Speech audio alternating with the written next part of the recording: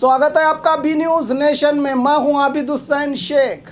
12 मई से रेल सेवा शुरू। कोविड-19 के कारण 23 मार्च से लॉकडाउन जारी हुआ था।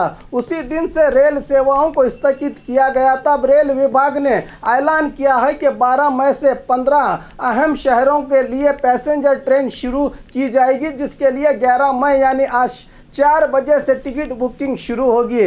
डिब्रूगढ़, अगरतला, हावड़ा, चेन्नई, तिरुवनंतपुरम, मुंबई सेंट्रल, रांची, भुवनेश्वर, बिलासपुर, सिकंदराबाद, जम्मू तवी और बेंगलुरु के लिए रेल छोड़े जाएंगे। रेल विभाग या केंद्र सरकार ने अब तक खुलासा नहीं किया कि यह रेल सेवा लॉकडाउन में फंसे लोगों को देखते हुए किया जा रहा है या फिर सच में रेल संचार शुरू की जाएगी।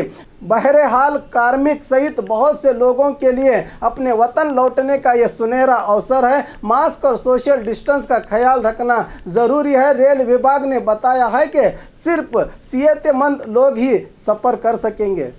और ख़बरों के लिए देखते रहिए बी न्यूज़ नेशन।